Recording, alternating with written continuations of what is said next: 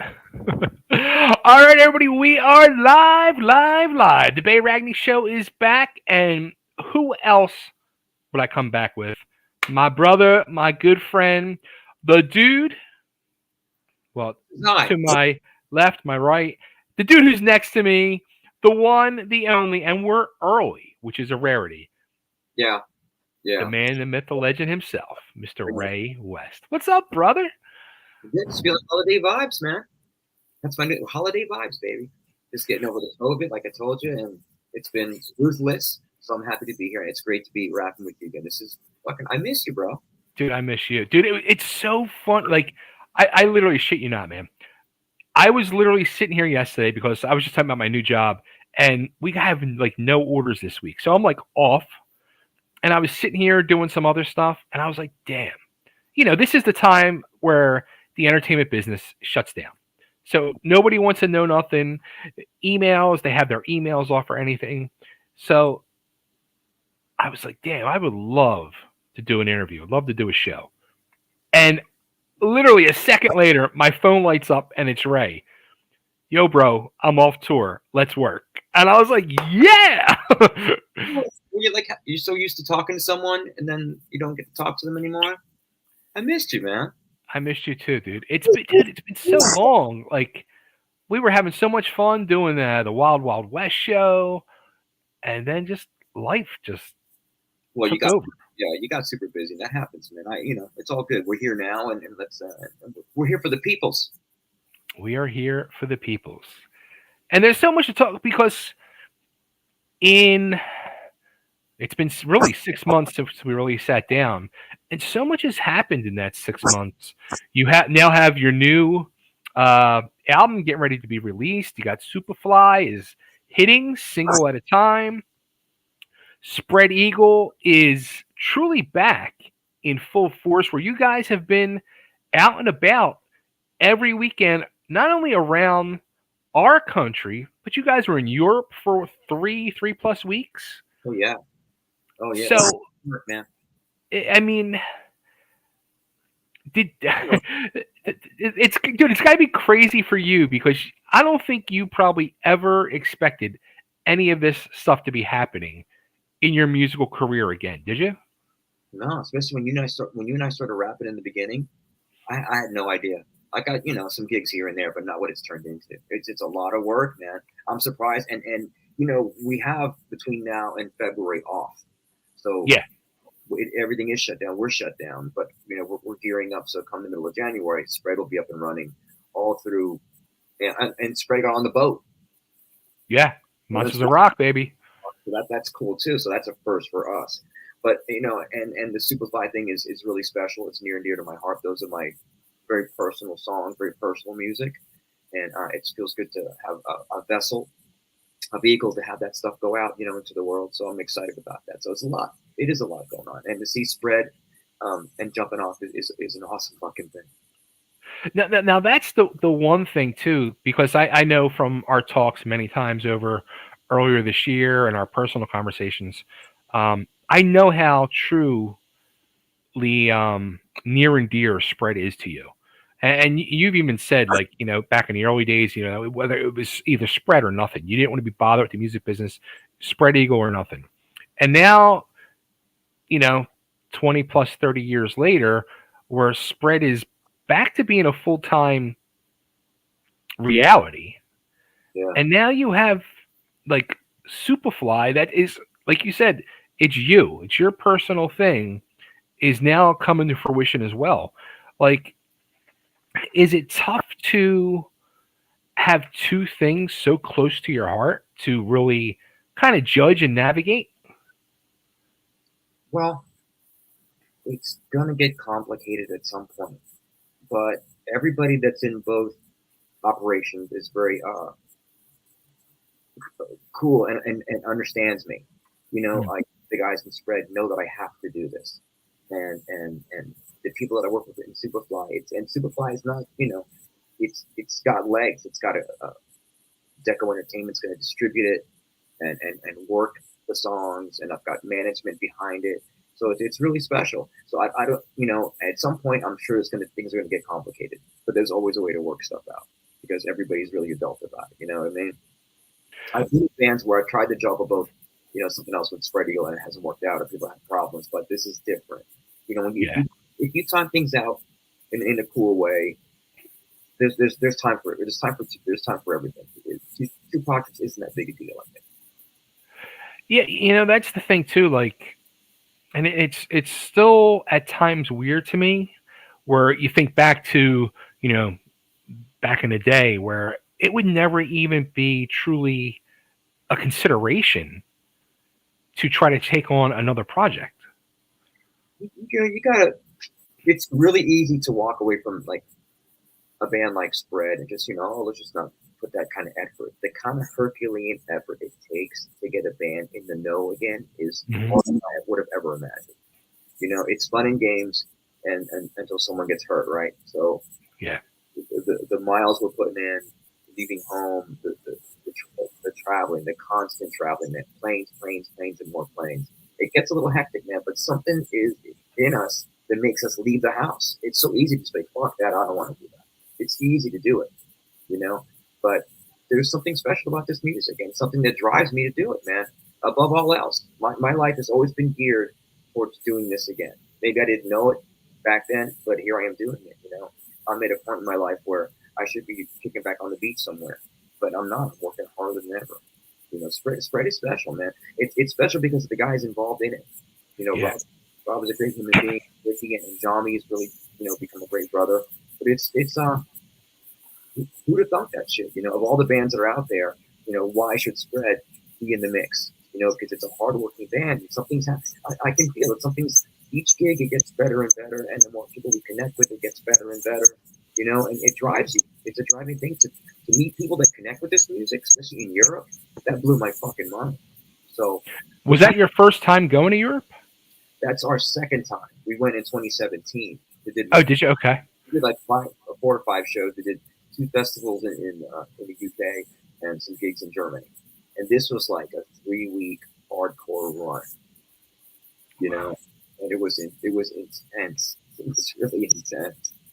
Oh, I N- mean, just flying there to the UK, and actually, no, we flew to Brussels, so right from the US to Brussels, and then you land and holy fuck, guys, we're in Brussels, we're music in what the fuck, we were just on a 7-Eleven yesterday.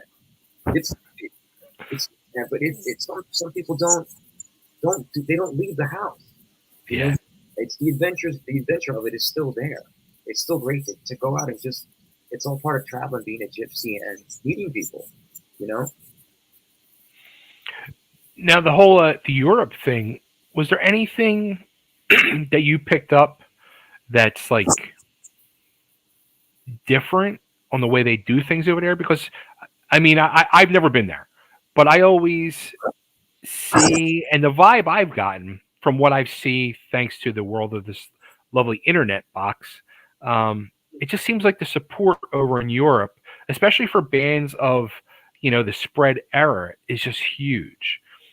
And I had some friends who've done some tours, and they were like local Philly bands, and they said the one thing that stood out to them that they felt was huge and a reason that crowds, especially for like the live crowds and the support was there, was because they started the shows earlier. Like they didn't wait till 9, 10, 11 o'clock at night, especially during the week. And that's why there were shows all week long with nice attendance.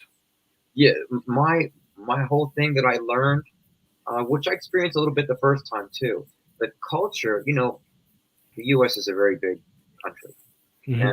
and and the UK, the way it is, it seems like everybody you meet is educated in rock and roll, Hmm. hard rock. Okay. Like you'll meet people. The lady that's 80 years old here that works in 7-Eleven won't know shit about it. But you go to like the UK in some restaurant or some door to get done, some store to get done or donuts, whatever, and the lady behind the counter is educated in Iron Maiden. Wow. So what gets me is it seems like everyone you meet there, it's a different cultural thing with music. You Hmm. know, it seems like people are just they're just in it. I know it sounds crazy, but everybody I met was educated in some form about rock and roll. They knew a little bit about it. No matter where you go, you can talk music with people, or you can't do that in certain other places. And there's a love for rock and roll. There's a love for there's an understanding of a band's been gone a long time. It's still appreciated, Hmm. and that's what was cool. There was people like in Wales. We played a place called the Patriot. Fucking amazing. That people were saying things like, "Oh, we can't believe you're here." We get 30 years to see you, yada yada yada. You know what I mean? And you really felt that, not just somebody bullshitting. Somebody really letting Yeah. you got it. And the level of support, some people really felt like they knew them instantly, and they knew you. Um, I got set straight a few times. It's like, oh well, we're doing it. Oh no, you guys are fucking spreading with me. It was like they're really into it. But I find that the appreciation for what we do was really really well rounded. Does that make sense to you? It makes total sense. Yeah, and it's just different. It's the same but different. People that love rock and roll, no matter where they are, there's a certain vibe to it. It just seems like over there was a lot of it everywhere we went, and everybody just well educated and versed in all things metal and rock.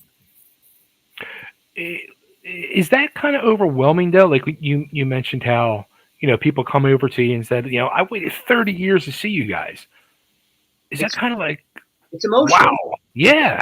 It really makes you step back and because I don't take myself seriously, but the fact that we did something really cool and that affected somebody over there over Right. a long period of time, and they're still excited about it, is a great feeling. It'll set you straight, man.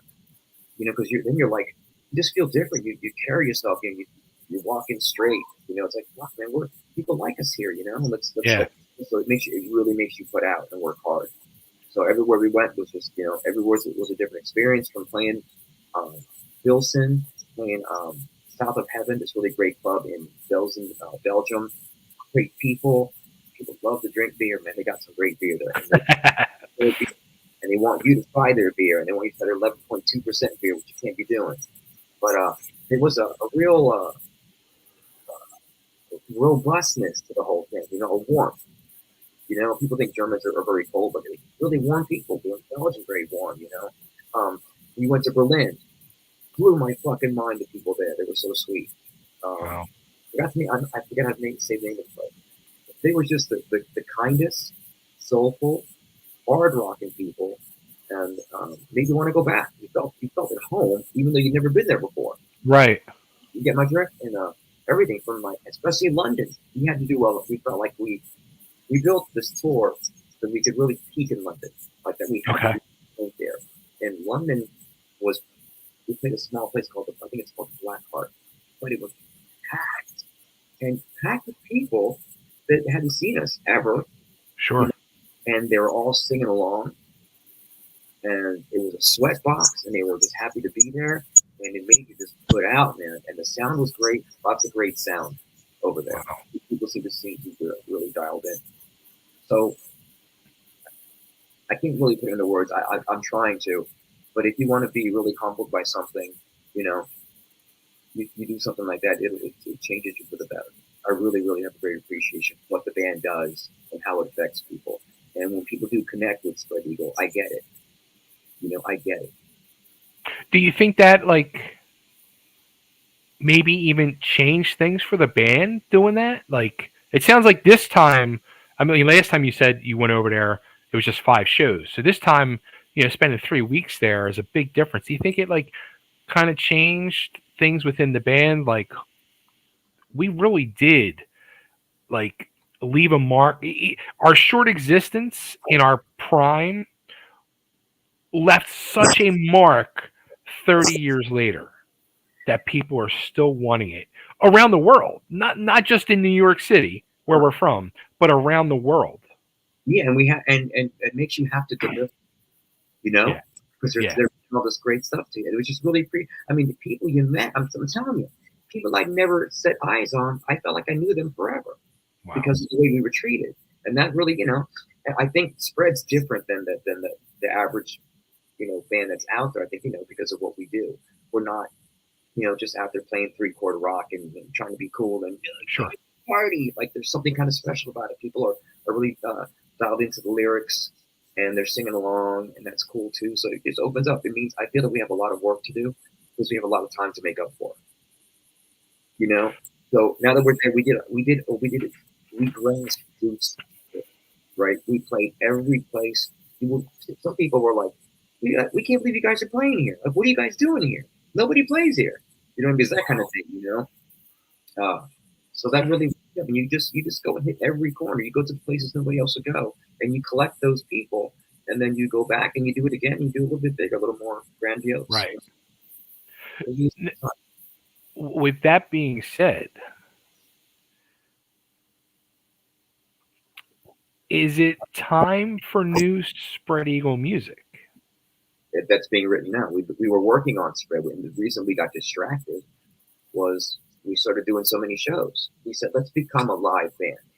Let's be a good live band, and work at that, and let's try to make a living so we can be a live band. Right. We're in this niche.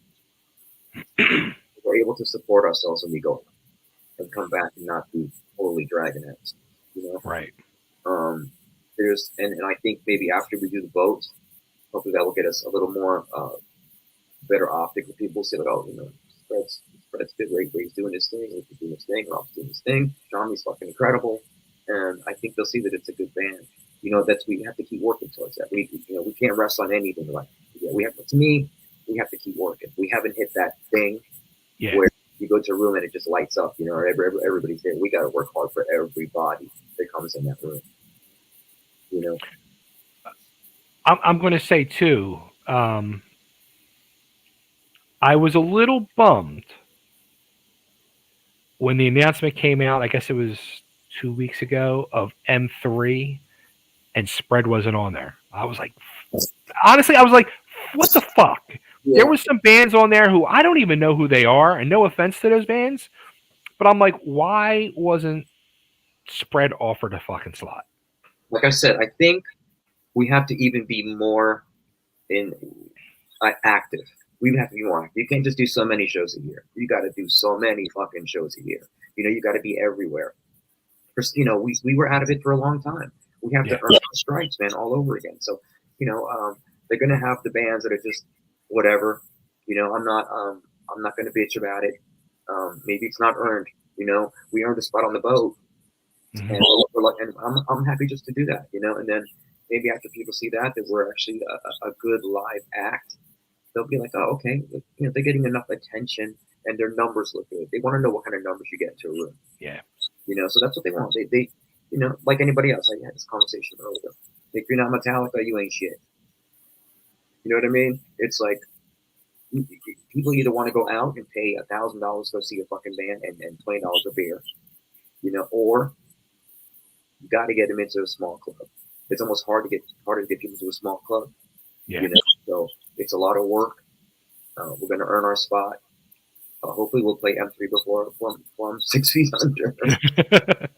But it's something that's on. It's a target. I asked myself too. It's like, man, are we going to get M3 this year?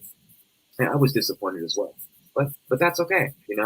On to the next. Right now what matters is what keeps in front of us, as far as Spread Eagle and getting on that Monsters of Rock cruise and delivering. And being a part of that. The bands that are on there, they're post circuit bands, a lot of them, and they've been doing big shows, lots of people, lots of bodies, and we got to be like, well, why are we there?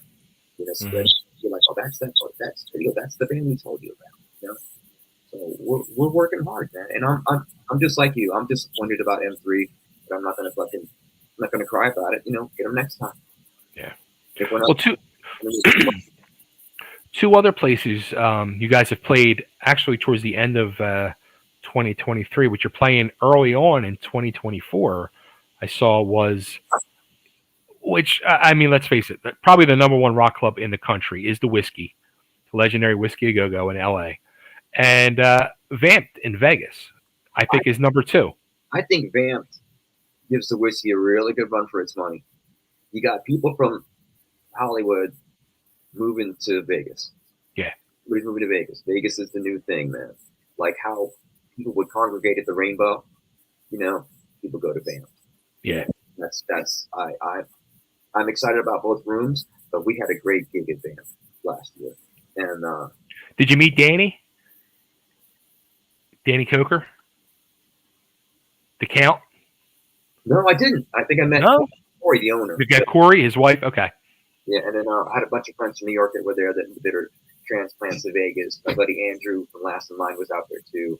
Oh, cool. We played. I dragged his ass up on stage too, and then a lot of people get there. Sebastian was there that night in the crowd too, so I got to say hello to him. And didn't really catch up, but it was nice to say hi.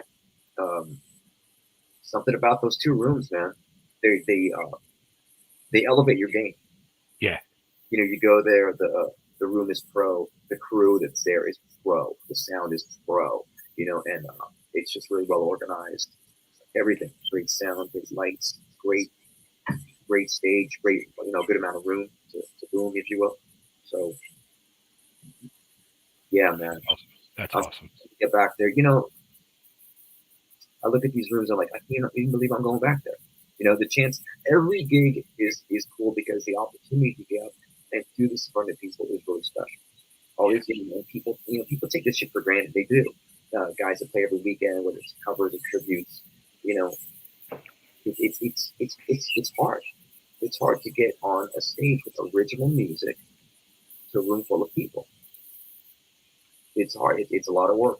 So it's a special thing. I treat it like a great event. I'm happy to be there. No gig is like too cool for me. I'm too tired to do that shit. Right. I get excited. That's I awesome. haven't had that in years, and it's out, and that fires back. So as long as I'm breathing, bro, I'm doing this shit. Sweet. Sweet. I love to hear that. I love to hear that. It's easy to get out of the game and just stay out of the game. I'm more creative now that I've been in years. Getting SupaFly off the ground is a huge passion project. That's like, if I wrote a book and it was a bio, it would be this album. You know what I mean? It's like I want people to know. Everybody has the right to tell their story. Some people feel they shouldn't tell their. Who am I to tell my fucking story? Well, I'm somebody. Goddamn it. Now, I got to tell you, when you dropped the first single and you started announcing it and doing the promo for it and all, I was shocked you were hooked up with Deco Entertainment. I didn't know. I was driven. When you like a man is on an island, right? And he doesn't want to be on that island by himself anymore. Sure. And he's given everything. Man, I said to myself, I'm not going to let this book of songs just sit around. What do I do? So Right. I was driven to hunt, to connect with Bruce and Charlie over there. And luckily through Andrew Daly, he hooked me up with the connect. And the songs did the work for me. That's the cool thing. I didn't have to sell it. I was like, listen to this, and can you help me? And they were on board, and then it got bigger.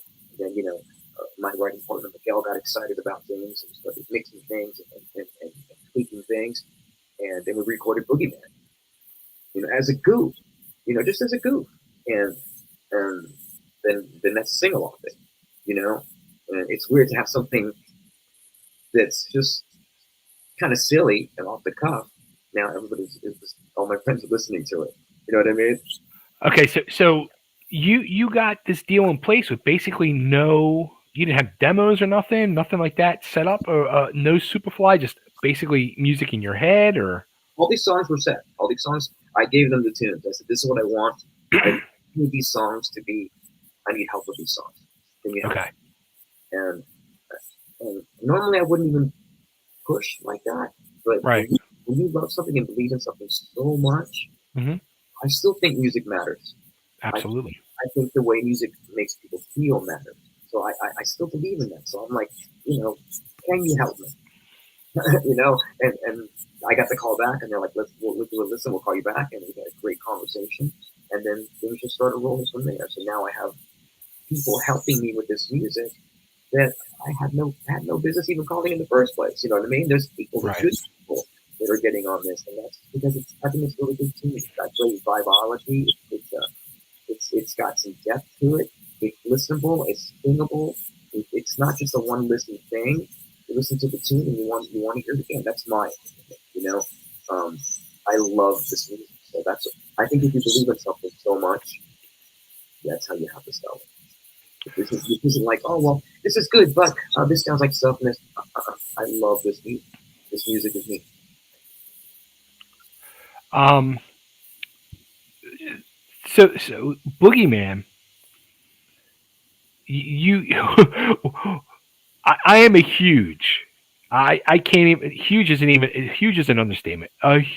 Beyond huge fan of Casey and the Sunshine Band, Fuck yeah!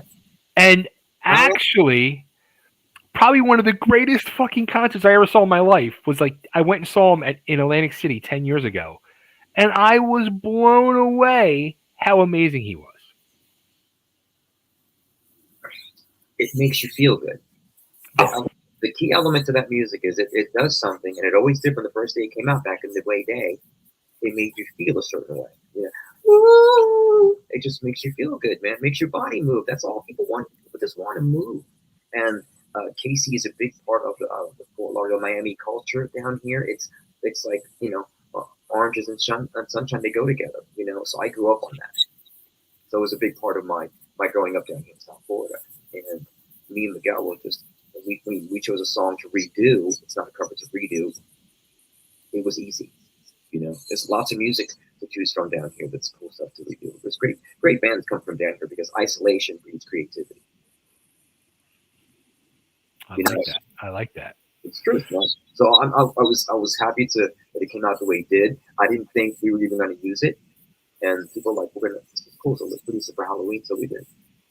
That's awesome. So it's something that could, it's gonna build slowly. Is the whole album recorded? Yep.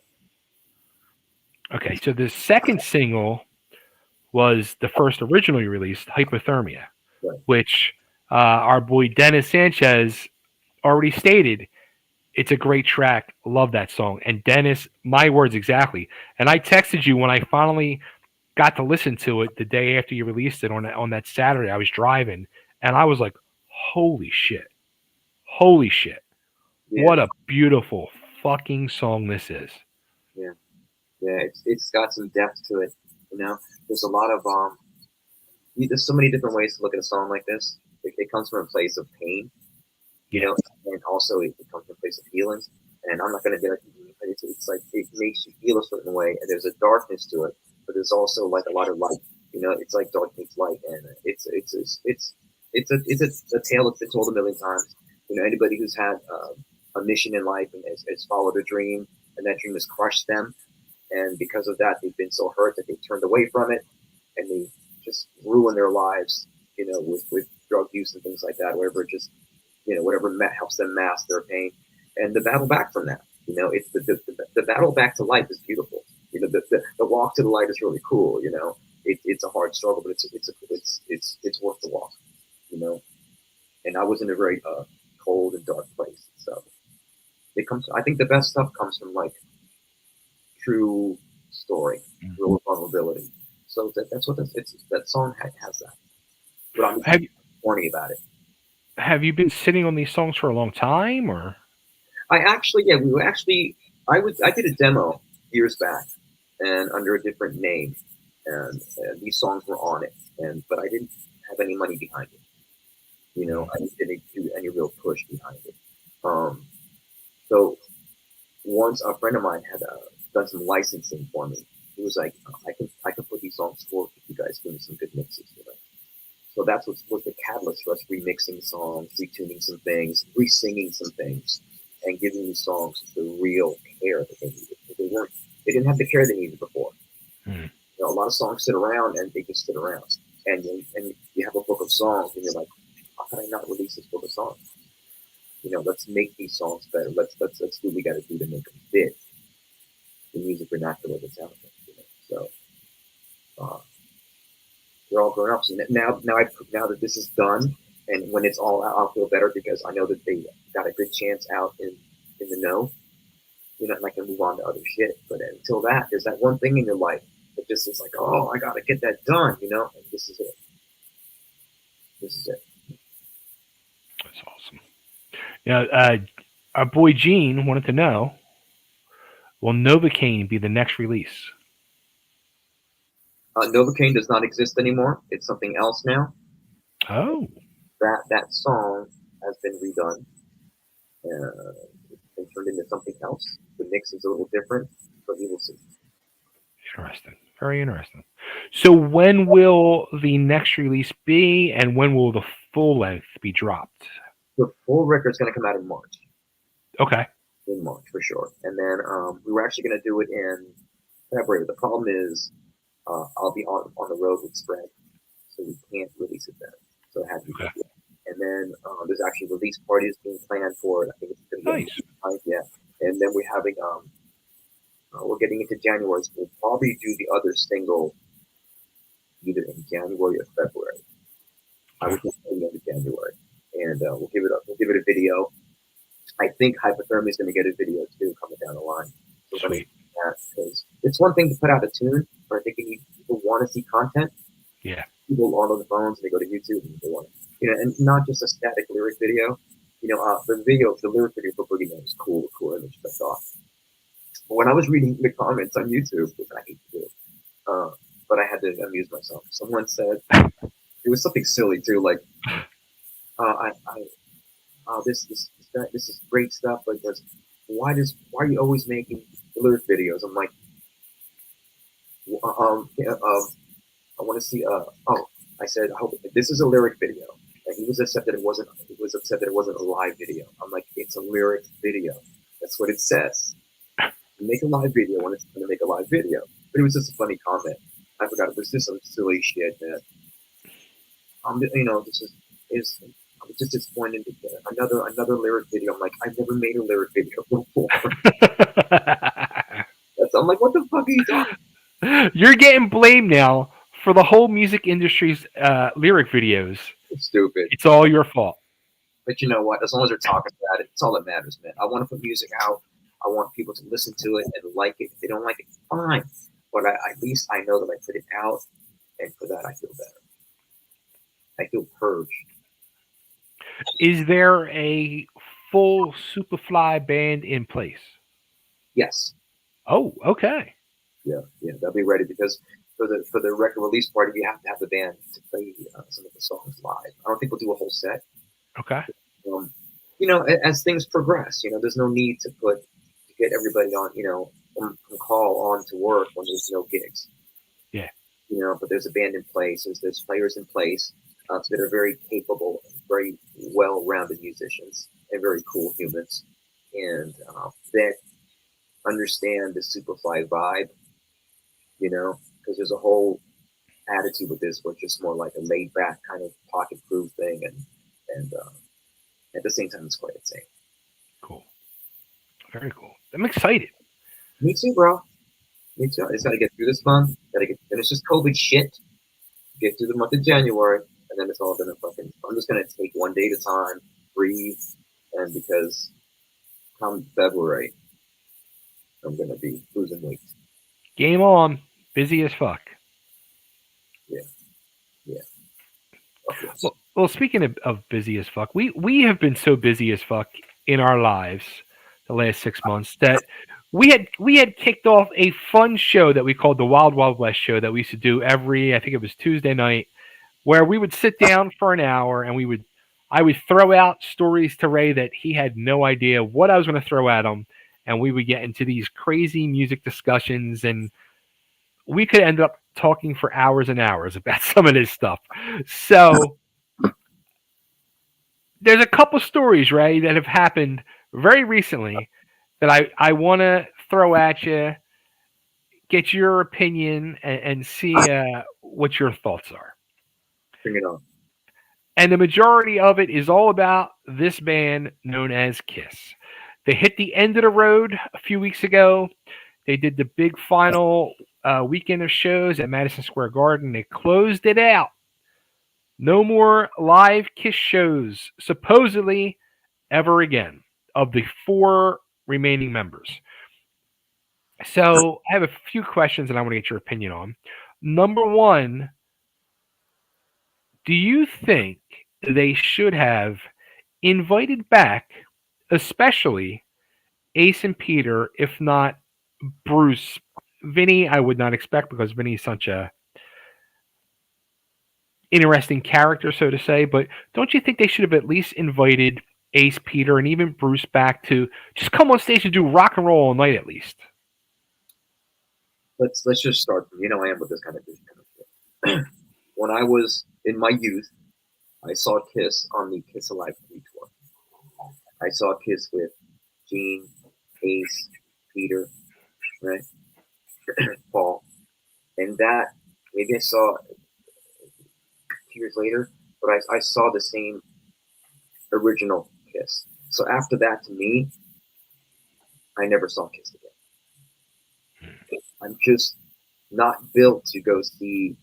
Once I've seen something and it's in its prime, in its full bloom beauty, in its original state, I'm not the kind of person to go and see the Kiss that went through the taking off the makeup, that wrote "Disco Loving You" and all that shit. And I'm not going to pay big fucking money when I saw them for $13 as a kid, and I have that Right. memory. And it's like somebody rebuilt the car, they put in a new engine, and they rolled it out, and they want you to pay to go see it again. I'm Yeah. not going to go see fucking Fugazi. That Kiss and the theater of it, and I respect that everybody's in. It's someone else in Ace Frehley's makeup. It's not Ace Frehley. Yeah. It's not Ace Frehley. It's someone else in Peter Chris's makeup. It's not Peter Chris. It's not Kiss as I knew it as a kid. It's something Yeah. else. It's a corporate machine that goes around and makes lots of fucking money that tells you every year we're not going to tour anymore. God bless them. They're a machine. They're fucking brilliant at what they do. They make all this great money. Gene's a marketing genius. Paul's a marketing genius. And everything around that band is built for speed. And it's like, I'm not going to do it. I won't. I refuse to be a part of that shit. So I'm going to live with the memory of Kiss when I was a kid, and that specialness of it. And for me, I'm just not going to go see that version that for me doesn't exist anymore. So respect to the people that have money. God bless you. Go and enjoy your $1,000 beer and your $2,000 seats. That shit's nothing. I feel you. Believe me, I feel you. But do you think they should have invited at least Ace and Peter back for rock and Man, roll all night? I read it in an interview that Ace, I'm not going to go do it. If they ask me, I'm not going to go do it. So, you know, it's funny how Ace has gone on to be something through all his trials and tribulations. He has withstood this state of the test of time, and Hmm. he's on his 2 feet. Like he's on Ace Frehley, man, and I'm doing gigs. He's playing the boat too. Yeah. Fucking great. But Kiss just that thing just got out of hand, man. I'm not great, so they're not going to play anymore, but they will. I'm not going to go. They went to the Garden. I'm sure it was a great light, and it took people back to when they were kids. But that specialness of when they were back in the day needs to have Ace and Peter to be a part of it. Yeah. That's what makes it special. That you paid for. That I would have paid money to go see. But I'm I'll, not pay to see people dressed up as somebody else. I'm not going to pay to see that. I'll tell you what. Like I watched. I didn't see the pay per view, but one of my friends on Facebook literally streamed the whole pay per view from their phone. So I was watching that, and I had quite a few friends that were there for the last night, and two of them were in the front row, and they were streaming. Like I was like it was like I was right there. Um, and the thing I learned now, the first time I saw Kiss was 1984, the Animalized tour, and I saw them from every time they hit Philly from that point on, um, for the next 30 years, including their farewell show in Philly 5 years ago. Now, the thing I learned from this tour, this is my actual 96 reunion tour where they played 3 nights in Philly. This is the shirt I got there. Um, when you see Kiss in makeup, mind you, every move is calculated to the step.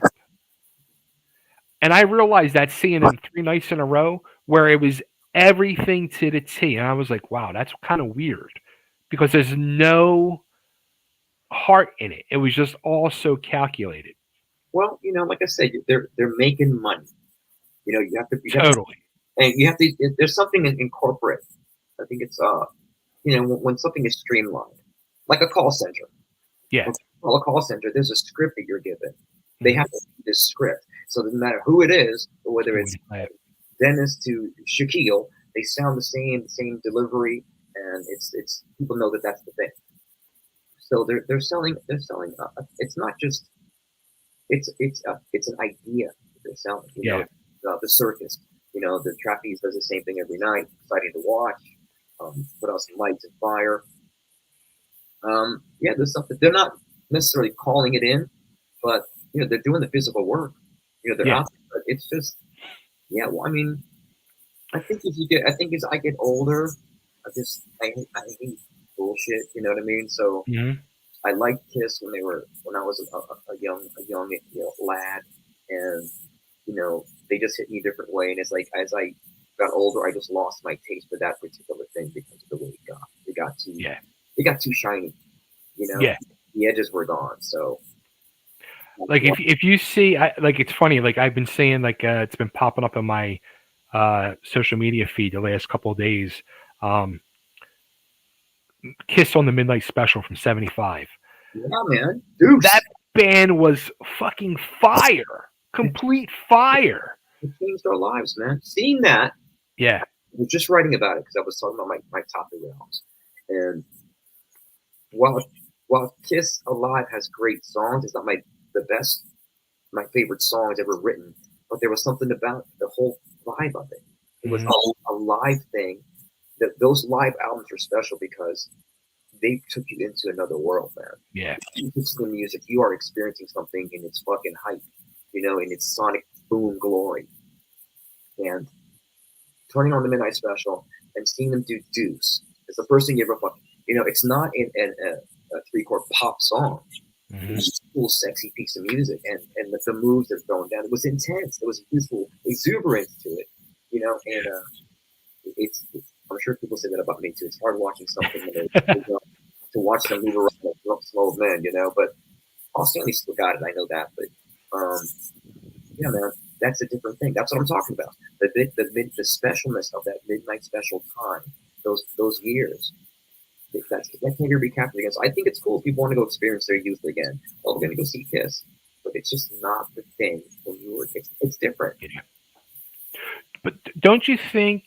And this, and I heard a few people say the same thing I was thinking was that last show. I mean, they did pay per view. Don't you think they should have at least did something a little special? Whereas come off of that script and say thank you.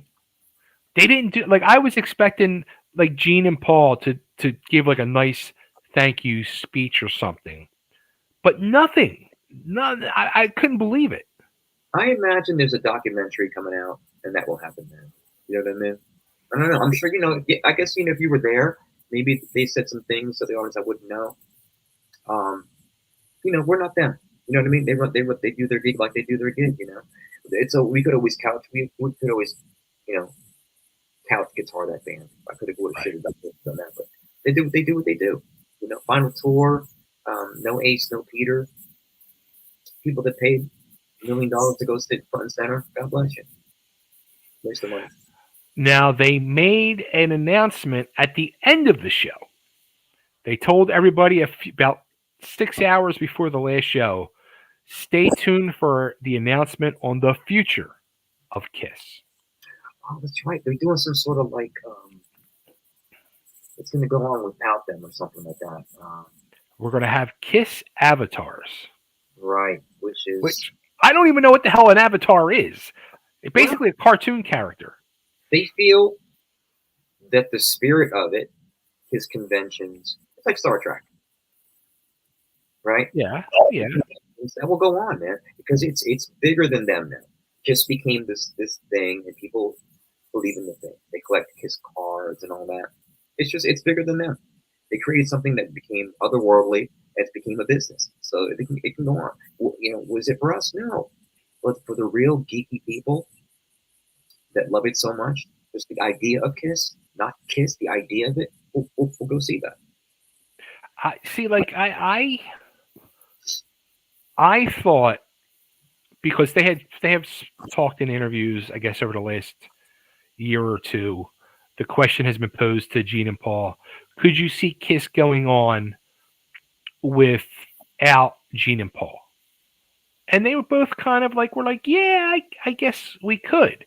So I honestly, at this point, was thinking, okay, we're going to see Kiss with now Paul's son, who was the opening band the last few months of the tour, his band Amber Wild, and Gene's son, Nick. I thought it makes total sense. And I was actually like, I'm okay with that.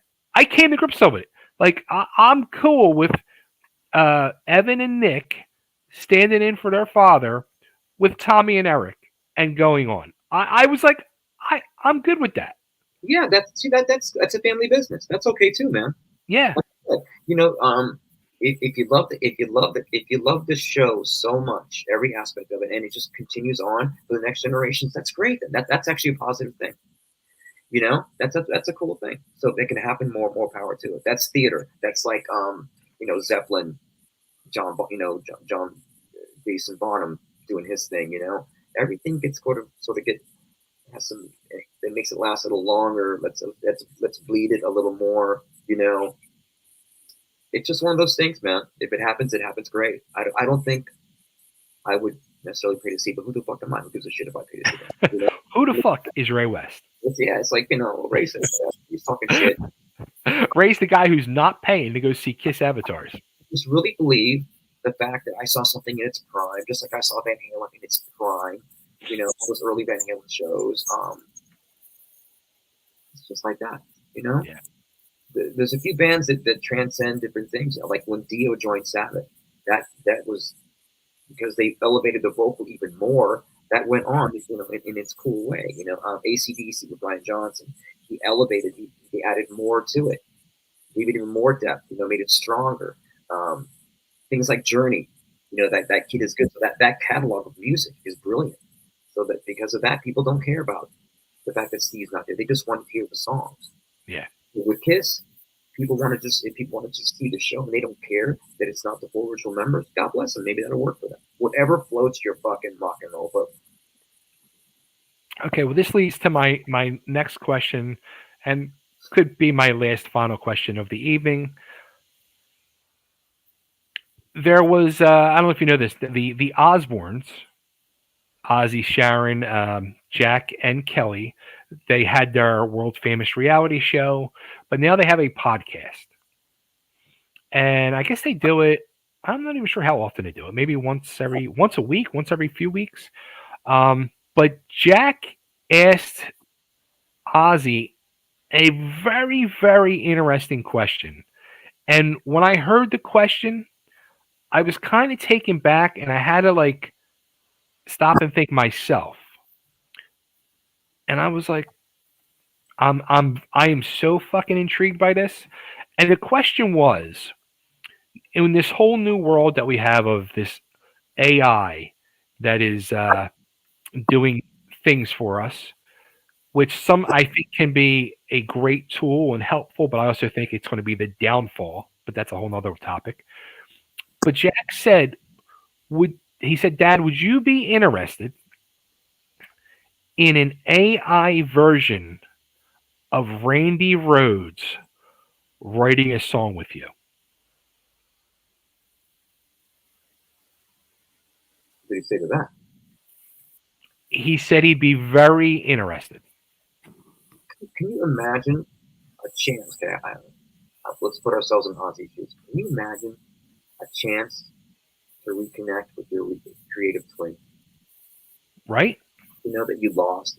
Just to like that's like going to the lady with the crystal ball. You know, oh, your mother is here. You know, and Right, you know. So yeah, man, that's gotta be cool. Sure. You know, I mean, yeah, the chance to reconnect with even like something that could mimic something you were so tight with, you know, just for shits and giggles, you know. It's like I at first I was like, whoa, and Yeah, then I am such a huge for 40 years one of the biggest Randy Rhoads fans ever. Like even anymore to hear Randy, it's so emotional to me, and I get so like sometimes I get so moved like I start crying because I just am so blown away and feel that music so much anymore. And I was just like, yes. yeah. Just for one song, I'd be so curious to see if it would be anything comparable of what we would think Randy would come up with. Right, I mean, one song, yeah, but you don't want Ozzy like, just in a room alone with a thing, drinking and having a conversation. Yeah, yeah. That might be too much. Yeah.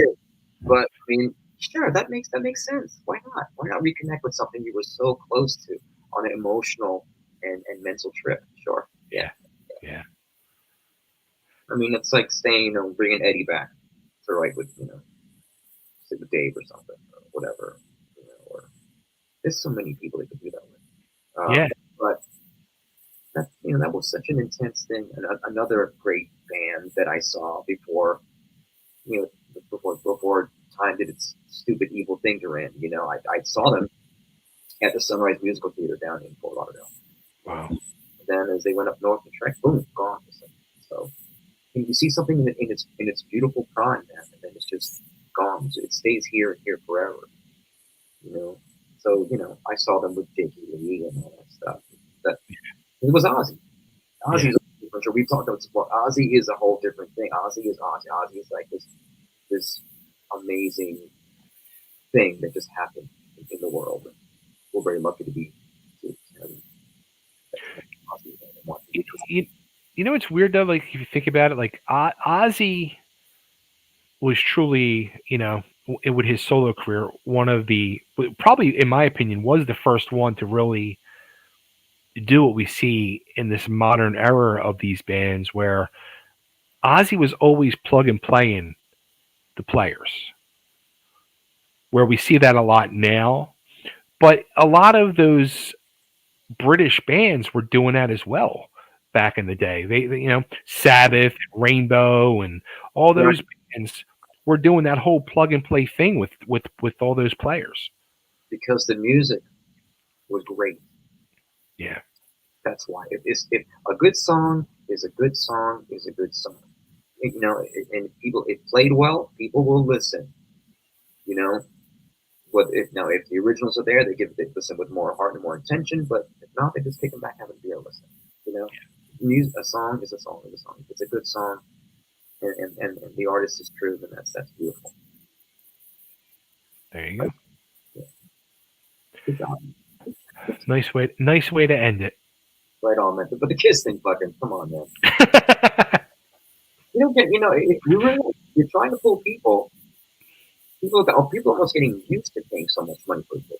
It's like almost become like this common thing. Like, oh man, I'm going to go see so and so at the Hard Rock. Oh, how much is it? $250. Come on, man, to go see a band, $250. It's changed. You could like the Yeah, cost of all these different things. So as people get older, their kids move out, and they got more money to spend. Their kids are gone, so they're paying more money for shows. Maybe not thinking about it. I'm just glad that people have enough money to come see it. yeah, right. Well, I mean, Kiss announced.